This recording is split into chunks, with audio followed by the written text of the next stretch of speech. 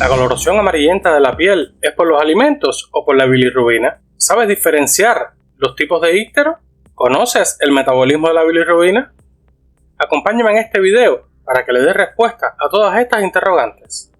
Esto es Medical Trainer y yo soy el Dr. Javier Oliva, especialista en cirugía general. Y en este video desentrañaremos los misterios detrás de esa coloración amarilla. La coloración amarilla de la piel y las mucosas recibe el nombre de ictericia, y íctero viene del griego ícteros, que significa amarillez. Y el síndrome ictérico puede ser producido por alteraciones de los glóbulos rojos, como el icteromolítico, por alteraciones hepáticas, como el icteropatocelular, y alteraciones de las vías biliares, como el icterobstructivo. Las pseudoictericias o pseudoícteros, que con el nombre indican que es algo que se parece al íctero verdadero, pero que no lo es, tratándose por tanto de un falso íctero o pseudoíctero. Recordemos que el prefijo pseudo significa falso.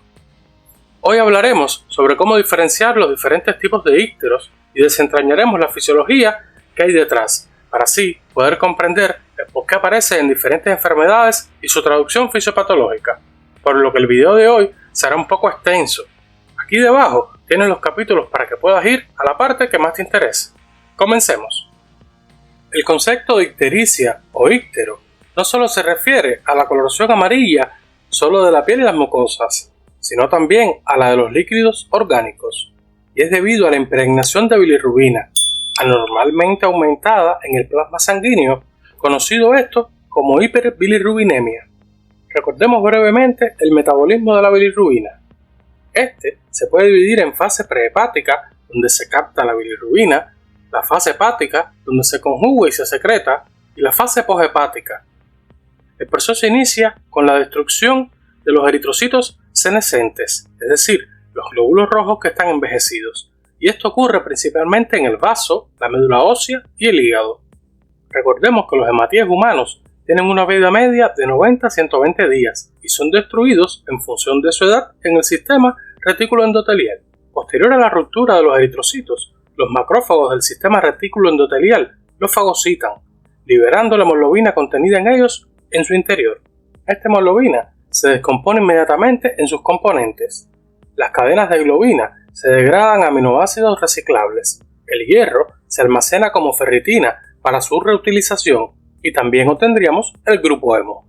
Dentro del citosol de los macrófagos, el grupo hemo es procesado por dos enzimas secuenciales. Primero, la hemoxigenasa rompe el anillo de porfirina del hemo mediante una reacción oxidativa. Esta reacción libera monóxido de carbono como producto gaseoso y hierro ferroso que se reutiliza y genera biliverdina, que es un pigmento lineal de color verde. La biliverdina es inmediatamente transformada por la biliverdina reductasa, convirtiéndose en biliverdina 9-alfa. Esta biliverdina recién formada adopta una configuración espacial legada, llamada formación ZZ. Esto debido a puentes de hidrógeno intramoleculares, lo que la vuelve insoluble en agua y potencialmente tóxica para las células de nuestro organismo. Esta bilirrubina da la reacción indirecta con el ácido sulfanílico diazotizado, llamándose a partir de este momento bilirrubina indirecta. La bilirrubina no conjugada o indirecta resultante abandona los macrófagos y se libera al torrente sanguíneo, donde se une con una alta fidelidad a la albúmina sérica. Esta unión es especial para su transporte seguro hacia el hígado, ya que forman un complejo que previene la difusión del pigmento hacia tejidos periféricos como la piel o el cerebro. En condiciones normales, menos del 0,1% de la bilirrubina circulante existe en forma libre. Quiero decir que no está unida a la albúmina, pero este porcentaje puede aumentar peligrosamente en situaciones de hipoalbuminemia, como son en cirrosis hepática o por competencia con fármacos como la sulfonamida o salicilatos, lo que eleva el riesgo de toxicidad neurológica. Al llegar al hígado, el complejo bilirrubina-albúmina se disocia en los sinusoides hepáticos. A nivel de la membrana del hepatocito se produce un proceso de captación en virtud del cual se libera la bilirrubina de la albúmina. En este proceso de captación intervienen dos proteínas presentes en el citoplasma del hepatocito y se han denominado proteínas Y y Z. La bilirrubina libre es captada activamente por los hepatocitos mediante transportadores de membranas específicos, como es el transportador de aniones orgánicos 1B1. Dentro del hepatocito, la albúmina se une a proteínas citoplasmáticas como la glutatión S-transferasa, conocida esta como proteína Y o ligandina, que la solubiliza temporalmente y la dirige hacia el retículo endoplasmático. En este orgánulo ocurre la conjugación, una reacción fundamental catalizada por la enzima uridil difosfato glucuronidil transferasa 1A1. Esta enzima transfiere uno o dos grupos de ácido glucurónico, esto a los grupos propínicos de la albúmina, generando bilirrubina monoglucurónido o bilirrubina diglucurónido. La forma diglucurónida de la bilirrubina tiene al hígado como única fuente de formación en los mamíferos y se encuentra aumentada en las obstrucciones biliares y en el daño hepático. La glucuronización de la bilirrubina se realiza en el hígado una vez que la bilirrubina indirecta se ha liberado de sus proteínas, y esta glucuronización se hace a nivel del retículo endoplasmático liso de la célula hepática, es decir, del hepatocito. Recordemos que estas células son la unidad estructural y funcional hepática, como la neurona es al sistema nervioso o el glomérulo al riñón. Esta conjugación rompe los puentes de hidrógenos intramoleculares de la bilirrubina, transformándola en una molécula disoluble que puede ser excretada entonces en la bilis. La bilirrubina conjugada es secretada activamente a los canalículos biliares en forma de bilis. Este proceso es dependiente de energía, es decir, de ATP, y constituye la etapa limitante de todo el proceso. Una vez en la bilis, los glucunóridos de la bilirrubina fluyen a su duodeno, donde serán metabolizados por bacterias intestinales en urobilinógenos, completando su ciclo metabólico. En la actualidad se denomina bilirrubina no conjugada o indirecta a la que se encuentra en el plasma, y bilirrubina conjugada o directa a la que está en la bilis, siempre en condiciones normales. El mecanismo excretor es afectado en ciertos procesos del hígado como la hepatitis colestásica y por la acción de drogas como la metiltestosterona, entre otras. Podemos concluir que para que se mantenga en sus límites normales la bilirrubina circulante se necesitan diferentes factores.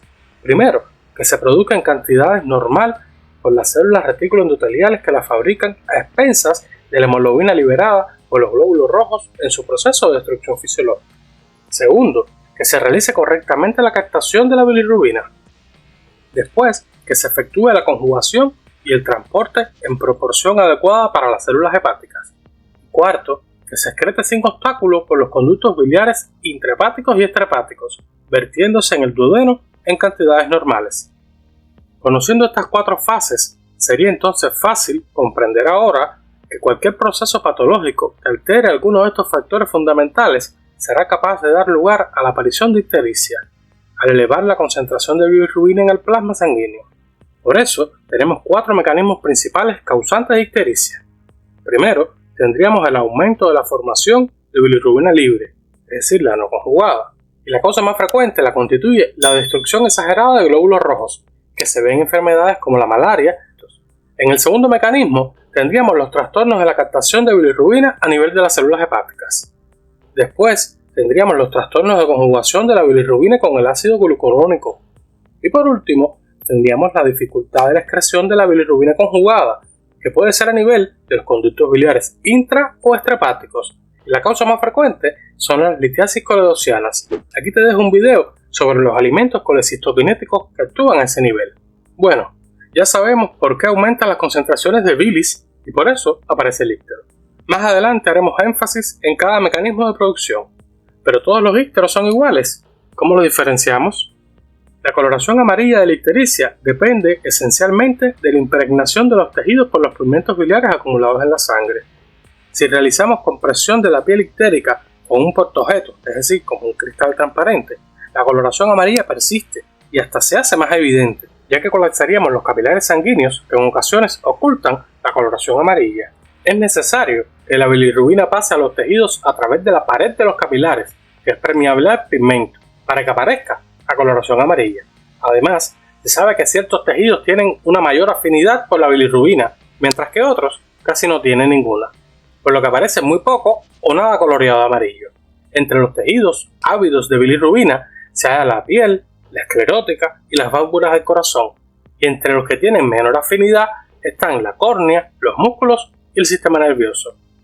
Tenemos que tener en cuenta que el íctero o ictericia no es solo un signo, también tienen un grupo de síntomas y signos que los acompañan y la convierten en un síndrome en sí mismo. La intensidad del color amarillo es variable, que puede ir desde el color amarillo apenas visible de la subictericia hasta el claramente perceptible del llamado íctero franco. Cuando se encuentra ligeramente elevada la bilirrubina en el plasma, pero no es visible, se le llama íctero latente. El color amarillo ictérico empieza a hacerse visible cuando la bilirrubina en sangre es de 1,5 miligramos por cada 100 mililitros y es francamente apreciable cuando existen más de 2 miligramos de pigmento en la misma cantidad de sangre.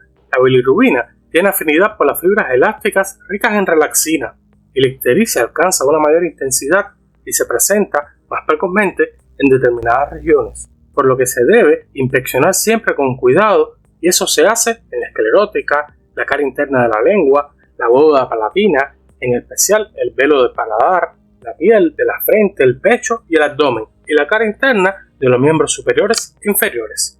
Por la tonalidad o el tinte del color amarillo se distinguen las ictericias de tinte flavínico, rubínico, verdínico y melánico. En la ictericia flavínica, del griego flavus, que quiere decir amarillo, la coloración es amarillo claro o amarillo limón y se observa con gran frecuencia en los ícteros hematógenos o hemolíticos, es decir, las alteraciones prehepáticas.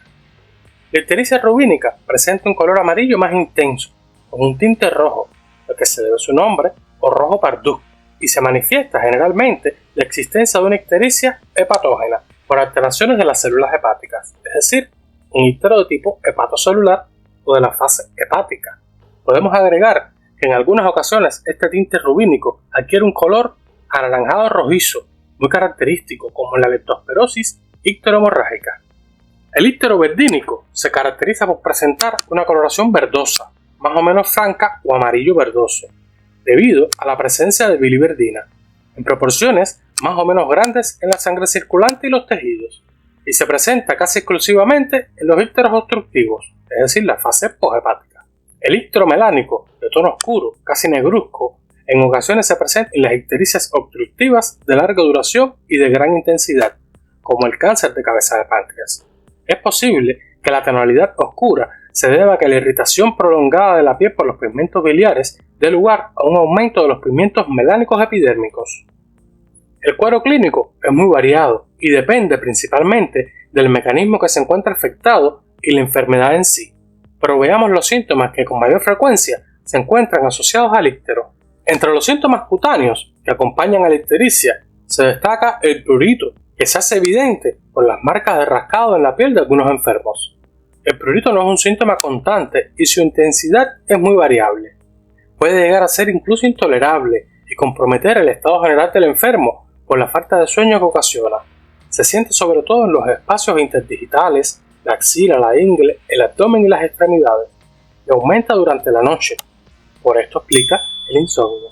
Se atribuye a que las sales biliares irritan la piel y a la colina y las porfirinas o sustancias de composición química cercanas a la histamina. También puede encontrarse el santelasma, que se ve en el ángulo interno de los párpados superiores y se observa una placa amarillenta redondeada, elíptica u ovalada, ligeramente saliente, y se atribuye a un depósito local de colesterina muy aumentada en la sangre en algunos enfermos afectados de ictericia obstructiva. Algunos síntomas digestivos interesantes integran el síndrome ictérico.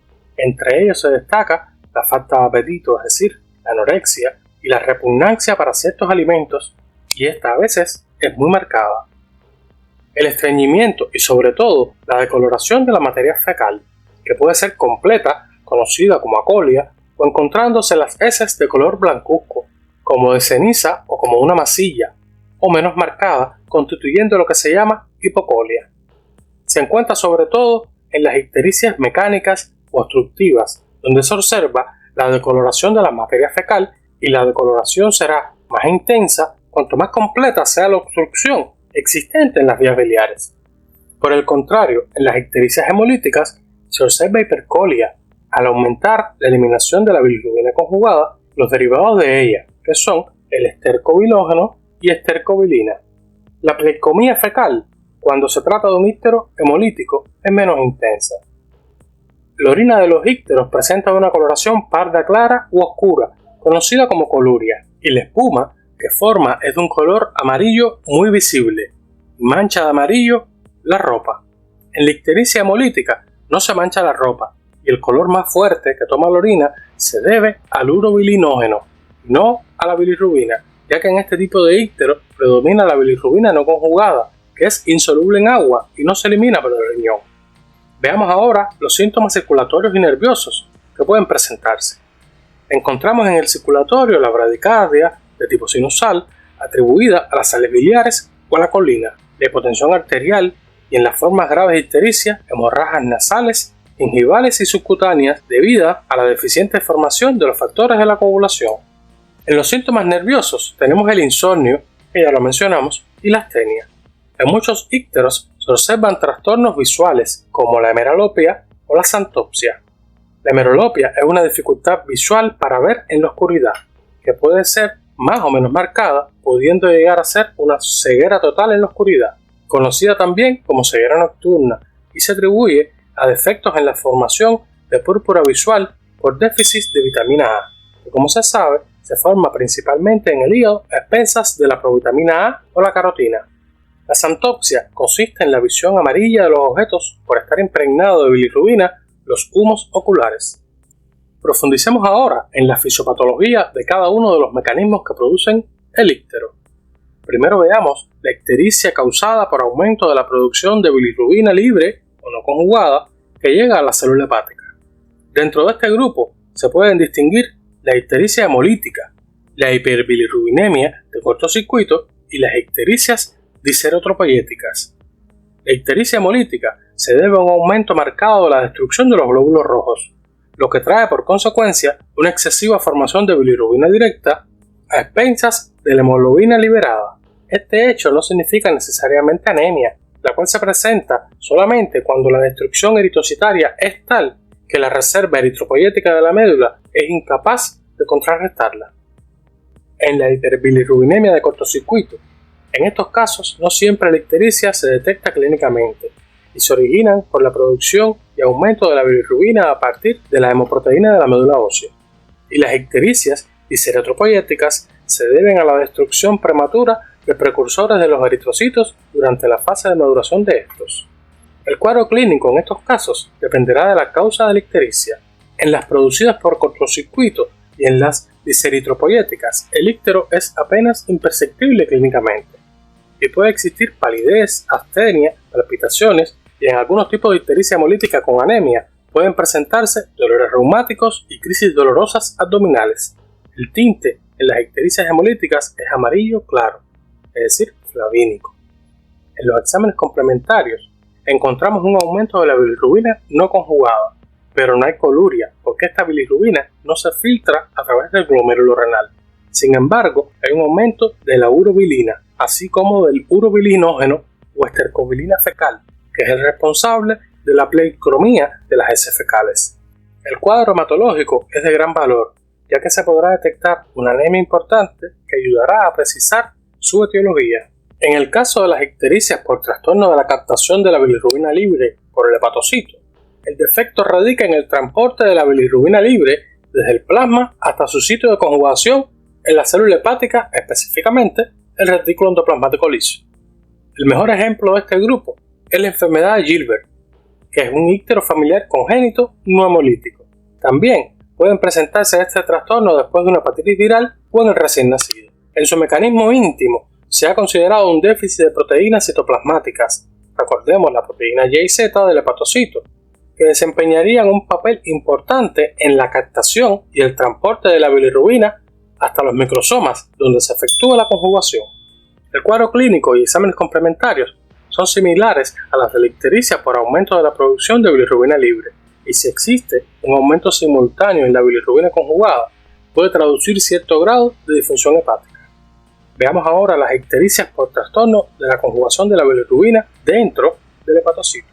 Recordemos primero que la conjugación se lleva a cabo en los microsomas de la célula hepática, donde tiene un papel primordial la enzima glucuroniltransferasa, y podemos subclasificar estas ictericias siguiendo los mecanismos patogénicos que pueden afectar la conjugación.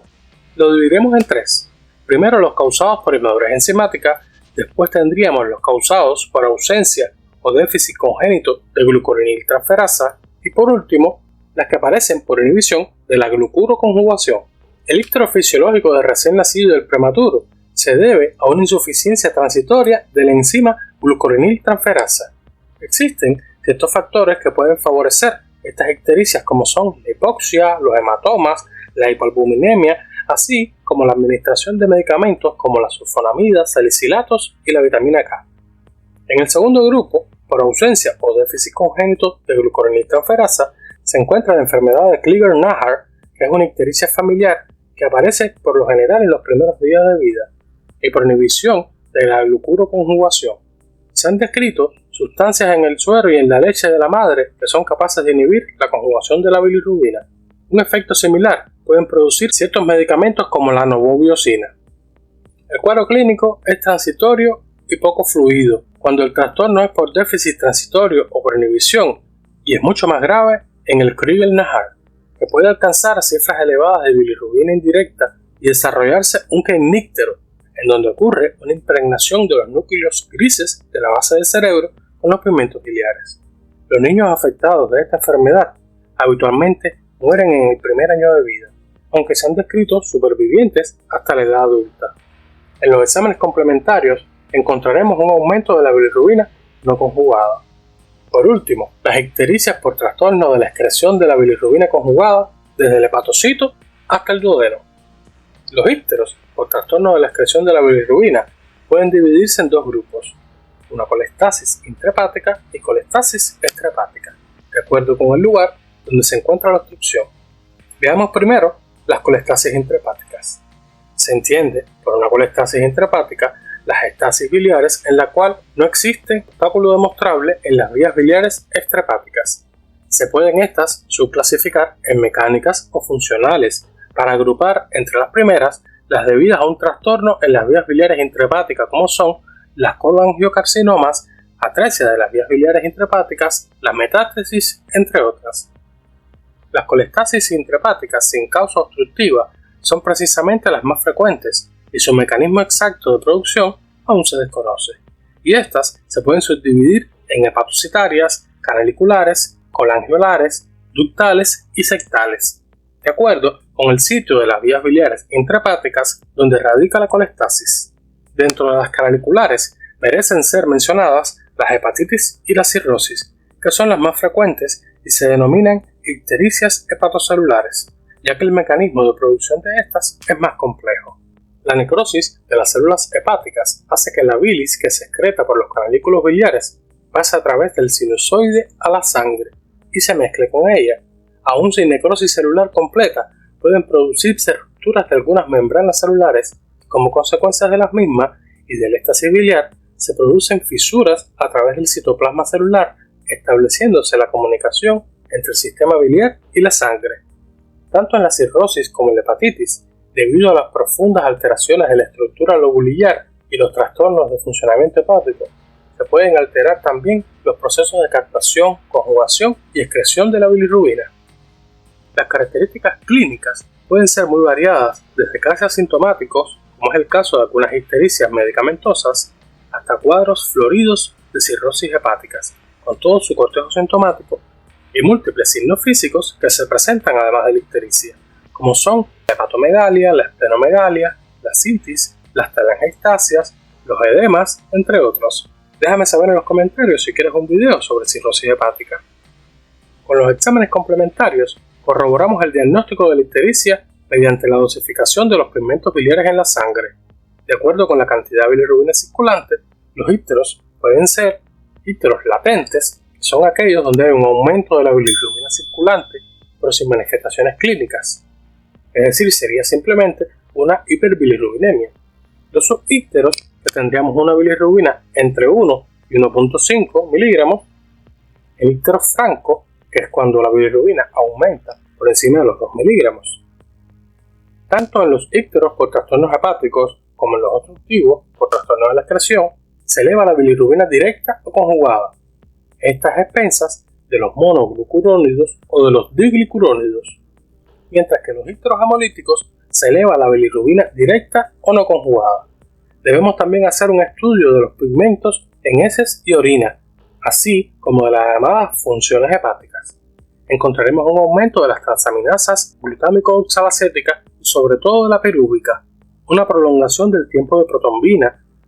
En casos extremos podemos realizar biopsias hepáticas y estas darán el cuadro anatómico típico de la hepatitis o de la cirrosis y precisarán el grado y el nivel de la colestasis. En las colestasis extrahepáticas, el mecanismo de producción de la ictericia es siempre demostrable, ya que existe un obstáculo de las vías biliares desde el hígado hasta el duodeno por múltiples causas, ya sean cálculos, neoplasias, compresiones extrínsecas, entre otros. Las colestasias de este tipo, llamadas también obstructivas, el mecanismo de producción es fácil de entender, ya que al existir un obstáculo en el arco biliar extrahepático, aparece un aumento de la presión de las vías biliares que cuando llega a cierto nivel rompe los canalículos biliares intrahepáticos, lo que permite la comunicación con los sinusoides y el paso de la bilis a la sangre. También el éxtasis mantenido lesiona y necrosa muchas células hepáticas, contribuyendo a crear más comunicaciones entre el arco biliar y el vascular. El cuadro clínico de las colestasis extrahepáticas se presenta generalmente en la edad media o avanzada y aparece de una forma brusca o insidiosamente, acompañándose con escalofríos y fiebre, o bien anorexia o caquexia, y también pueden presentar un cólico hepático intenso o dolores abdominales. El estado general en los casos benignos es bueno, en cambio, en los casos malignos, el paciente se muestra grave, el íctero después de cierto tiempo toma el color verdínico o melánico, el hígado, por lo general, está aumentado por la colestasis, y la vesícula y el vaso, por lo general, se encuentran normales. En estos casos, el prurito puede ser intenso, con grandes lesiones de rascado. En los casos obstructivos, los exámenes complementarios principales serían la bilirrubina, la que alcanza cifras elevadas, sobre todo a expensas de la bilirrubina directa o conjugada. El colesterol y la fosfatasa alcalina se elevan, así como los fosfolípidos. El tiempo de protombina se prolonga por la falta de absorción de vitamina K. En las obstrucciones completas aparece la acolia y la coluria es intensa. Sin embargo, no hay urobilinuria, pues no se forma el estercobilinógeno al no fluir bilis al intestino. Es de gran valor en estos casos el estudio radiológico, laparoscópico y en algunos casos la colangiografía laparoscópica para precisar la etiología y la localización de la obstrucción, pudiendo llegar a ser terapéutica en el caso de la CEPRE, que es una colangiopancreatografía retrógrada endoscópica, donde pueden retirar el cálculo o colocar un stent en el caso de compresiones extrínsecas. Pero me surge una duda, ¿siempre la coloración amarilla no es por la bilirrubina? Ahí es donde entran las pseudoictericias. La mayoría de los pseudoícteros se deben a la impregnación de los tejidos externos por pigmentos de una naturaleza distinta a la de la bilirrubina por sustancias químicas de color amarillo. Y también están los que tienen su origen en una acumulación de carotina, que es una provitamina A en el organismo, y el que se debe a la ingestión del ácido clíquico o derivados de la acridina, utilizada como terapéutica en algunas enfermedades. La pseudoictericia carotínica se observa en personas que en su alimentación predominan preferentemente o ingieren ciertos vegetales ricos en carotenos, como la zanahoria, o abusan del consumo de huevos. La coloración amarilla que presentan se debe al exceso de carotina ingerida, a la que se añade muchas veces un déficit funcional hepático que disminuye la formación de vitamina A. Este color amarillo de la piel se observa con frecuencia en los diabéticos y en los pacientes con hipotiroidismo. En estos casos se tiñen más intensamente las palmas de las manos, las plantas de los pies, las mejillas y la frente, pero no las escleróticas, el velo del paladar ni la orina, lo cual le diferencia a las ictericias verdaderas. Puede comprobarse además la normalidad de la bilirrubina y la ausencia de pigmentos biliares en la orina, a la que se unen los antecedentes del caso, mostrando el consumo de alimentos ricos en carotina. La pseudoictericia pícrica se vio mucho durante los episodios de guerra. Muchos simuladores utilizaban la ingestión de ácido pícrico como medio para hacer creer que presentaban una ictericia verdadera y ser excluidos del servicio militar. El diagnóstico diferencial descansa aquí, como en el caso anterior, en la ausencia de los síntomas cardinales de la ictericia verdadera y sobre todo en la demostración de la existencia del ácido pícrico en la orina. Recuerden, para diferenciar los pseudoícteros haremos énfasis en que no hay pigmentación de las mucosas de la esclerótica. No existen pigmentos ni sales biliares en la orina y las cantidades de bilirrubina en sangre es normal. También tenemos que diferenciar las ictericias de otras coloraciones como el amarillo de paja de los sujetos afectados de cáncer, el tinte amarillo verdoso de las enfermedades cloróticas y el color amarillo de cera de la anemia perniciosa. El síndrome ictérico acompaña muchas patologías y en ocasiones puede ser difícil diferenciarlo o definir su causa. Espero que después de este video sea un poco más fácil. Recuerda que esto es Medical Trainer y yo soy el Dr. Javier Oliva. Suscríbete para más contenido. Ayúdame a crecer. Hasta la próxima.